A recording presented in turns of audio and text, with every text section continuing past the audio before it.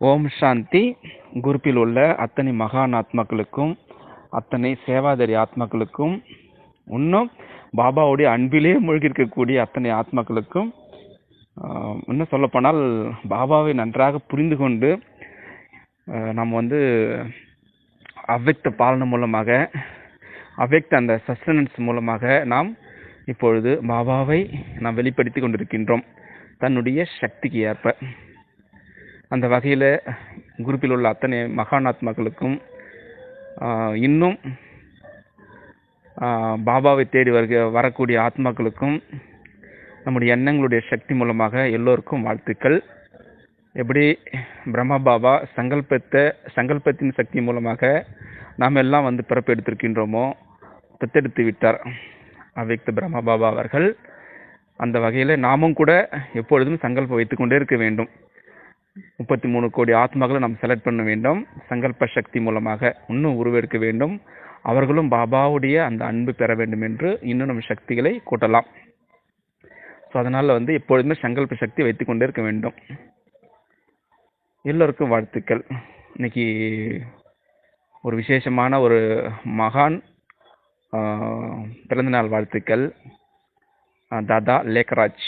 அவர் சொல்லும் பொழுதுல லக்கிராஜ்னு சொல்லுவாங்க. நார்மலாகவே நிறைய தாதா, நிறைய அந்த ராஜாக்கள்லாம் லக்கிராஜ்னு சொல்லுவாங்க. எனக்கு அவருடைய நடத்தைகள், அவருடைய பேச்சுகள், அவர்களுடைய இனிமையான வார்த்தைகள், அவருடைய முக மலர்ச்சி, இன்னும் சொல்லப்போனால் நிறைய இருக்குது. அந்த வகையில் நாம் எல்லாம் அவர் கூட நம்ம அவருடைய ஃபேமிலியாக இருக்கும் பொழுது இன்னும் நமக்கு பெருமிதம் தான் சொல்லலாம். 15/12/1876 பிறந்து ஒரு சாதாரண ஒரு கிராமத்தில் அப்பா டீச்சராக இருந்தார். அம்மா அந்த டைமில் இல்லை அவருக்கு. இருந்தாலுமே பகவத்கீதையெல்லாம் நிறைய படித்து 12 குருமார்களை வைத்து கொண்டு அவ்வளோ பக்தி செய்து அந்த உண்மையை தன்மை அப்படி அழகாக வெளிப்படுத்தியிருக்கின்றார். நேரடியாக பார்க்கவில்லை என்றாலும் நிறைய புத்தகங்கள், ஆதிதேவ்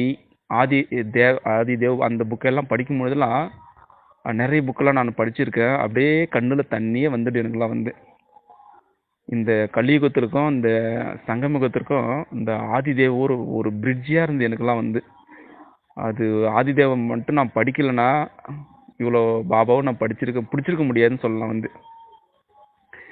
2014 நவம்பர் மாதம் என்னுடைய கலியுக வாழ்க்கை முடிய போகுது. அந்த சமயத்தில் அழகாக தெரியும். இப்போ நான் இன்னைக்கு ஃபுல்லாக அதுதான் இன்னைக்கு அது ஒரு ஆசை போட்டுக்கிட்டே இருந்தேன். 2014 பிப்ரவரி 2015 அந்த சமயத்தில் என்னுடைய டிரான்சிஷன் பீரியட்னு சொல்லலாம். அழகாக இப்போதைக்கு நான் அதை உணர்ந்துகின்றேன். என்ன பாபா என்னுடைய கர்மா கொண்டு முடிச்சிட்ட பிறகு திரும்பி என்னை பிடிச்சிக்கிட்டாரு.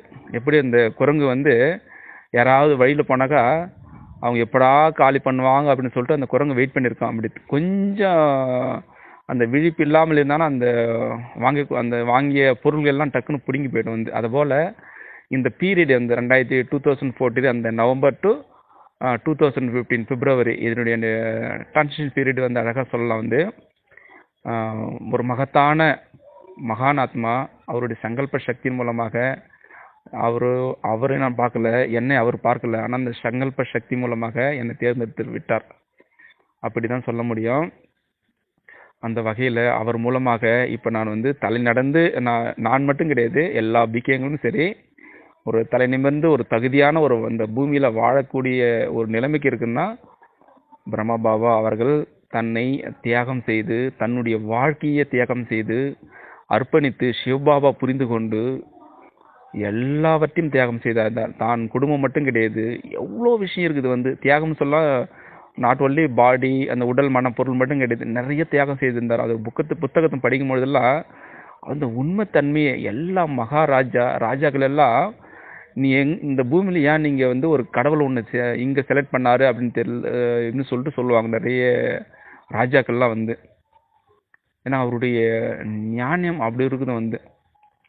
அந்த உண்மைத்தன்மை அவ்வளோ வெளிப்படுத்தியிருக்கிறார். சாகாரத்தில் இருந்தாலுமே அவ்வளோ அந்த பக்தியில் இருக்கும்போது அவ்வளோ பூஜை செய்திருக்காரு. அதை படிக்க கண்டிப்பாக நம்ம எவ்வளோ பேர் தப்பு செஞ்சாலும் அது மாறி தான் ஆகணும். நான்லாம் மாறி தான் விட்டேன்.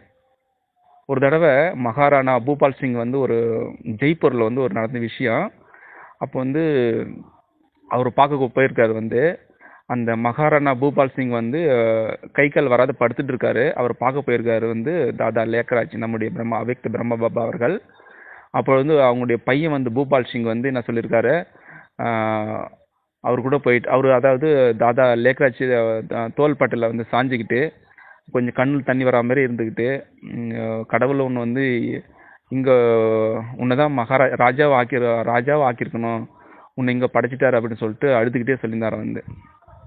ஏன்னா அவ்வளோ வந்து அவ்வளோ பேச்சுத்தன்மை அவ்வளோ கம்பீரமாக இருக்குமா அந்த டைமில்.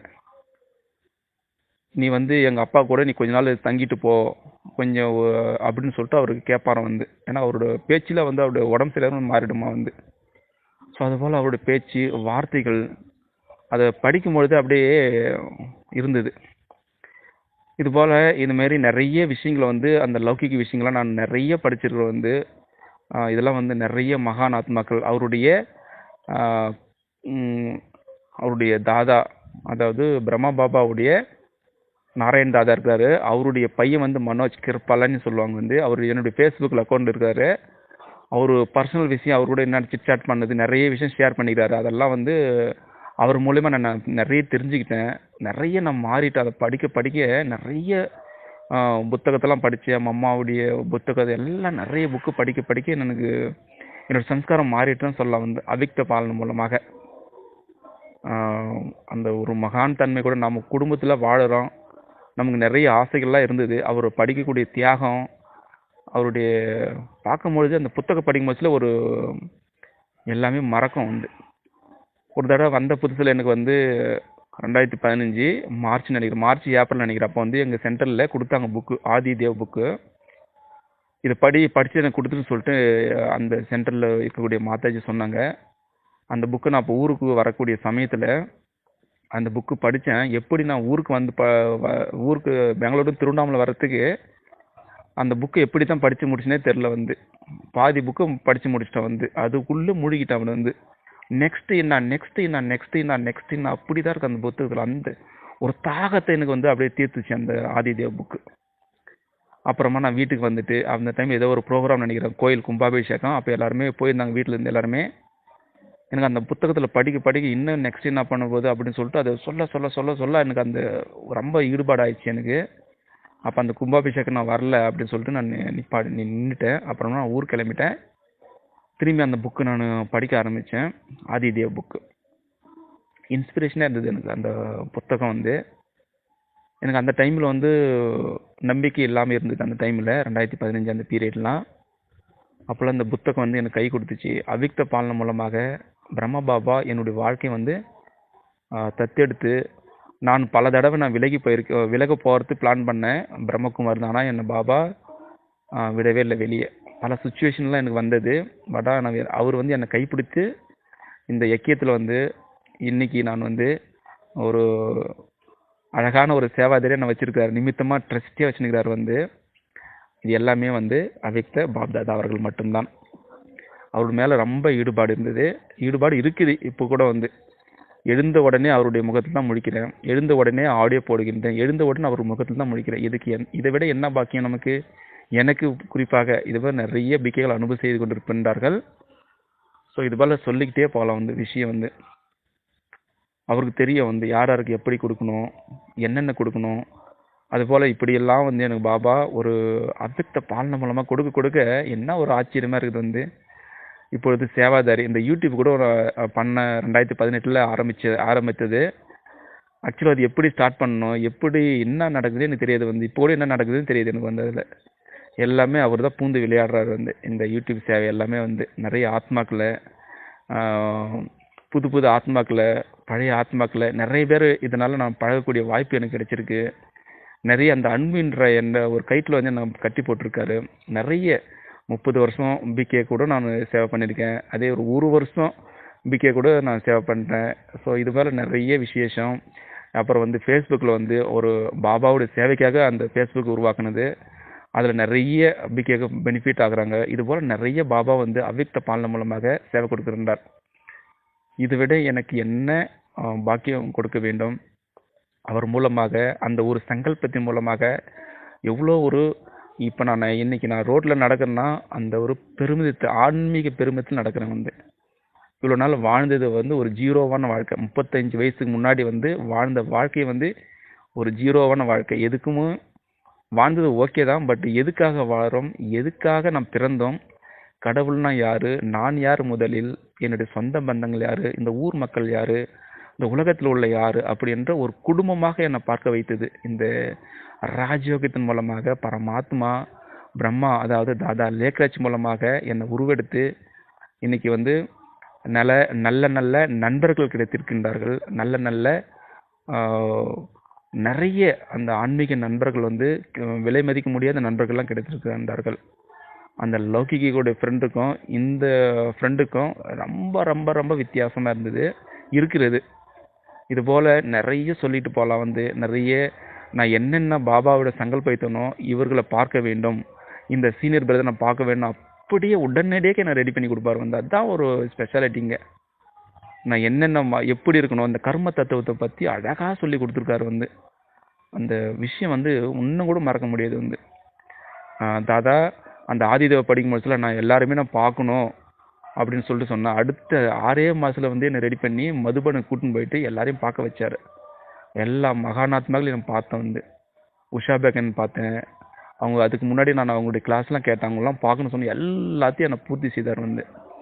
நல்ல நல்ல மதுபன் வாசிகளை என்னை பார்க்க வச்சார். அந்த கிச்சன் பார்க்கும்பொழுது அவ்வளோ அழகாக இருக்கும் வந்து. பாண்டவ பவனு இது போல் நிறைய குஜராத்தில் இருக்கிற முதல்ல சோம்நாத் டெம்பிள் என்னை கூட்டின்னு போனாங்க ஃபஸ்ட்டு தடவை. அப்படியே அதை பார்க்கும்போதெல்லாம் அப்படியே ஒரு மெய் மறந்து இருந்தது எனக்கு. இங்கே தான் 17 தடவை வந்து கொள்ளையடித்து போயிருக்காங்க முதல்ல அந்த சோம்நாத் டெம்பிள். அப்படிலாம் ஒரு நினைவு ஊட்டி.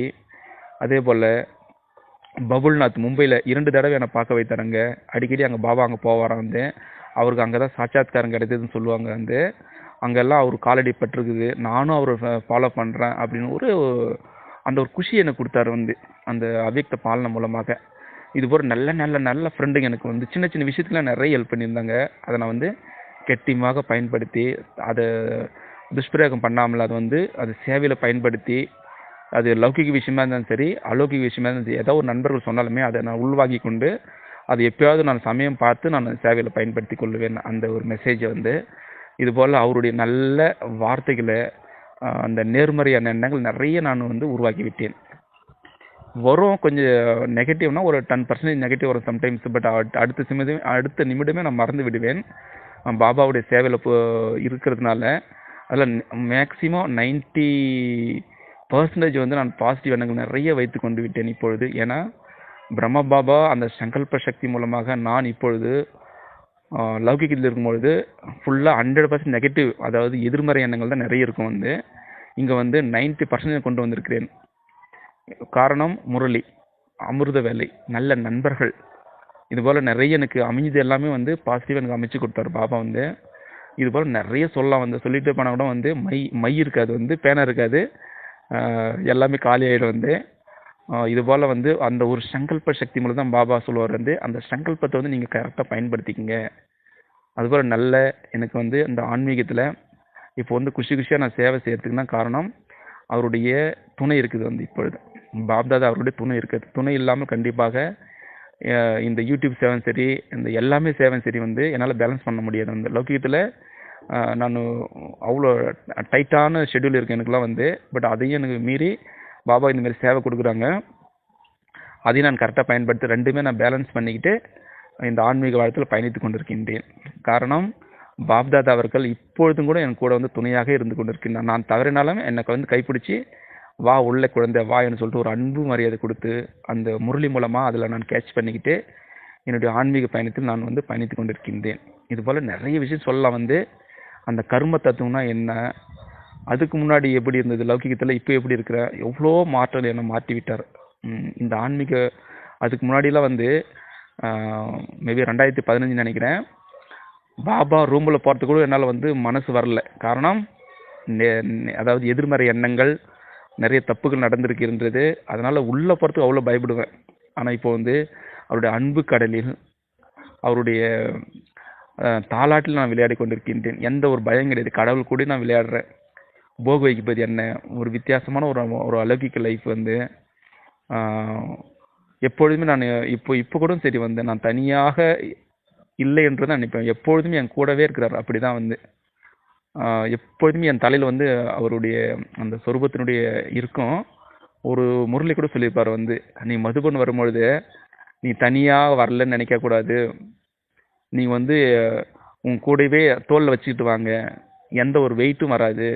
உங்களுக்கு வந்து ட்ரெயினில் வந்து சார்ஜ் பண்ண மாட்டாங்க, எந்த டிக்கெட்டும் வாங்க மாட்டாங்க. ஆனால் ஒரு பார்ட்னர் அதாவது சகரத்தில் ஒரு பார்ட்னர் கூட்டு வந்தாங்கன்னா நீங்கள் அதுக்கு வந்து டிக்கெட் வாங்கணும். இப்போ நான் வந்தேன்னா உங்களுக்கு டிக்கெட் வாங்க மாட்டாங்க அப்படின்னு சொல்லிட்டு இது போல் நிறைய முரளி எனக்கு சொல்லி சொல்லி அதை புரிய வச்சு, அந்த முரளி என்பது ஒரு நேர்மறையான ஒரு ஆத்மாவிற்கு உணவு. இப்படி நிறைய சொல்லிக்கிட்டே போகலாம். அவருடைய வாழ்க்கை வரலாறு சொல்ல சொன்னால் இந்த புக்கும் பார்த்தா இதுவும் பத்தவே பத்தாது.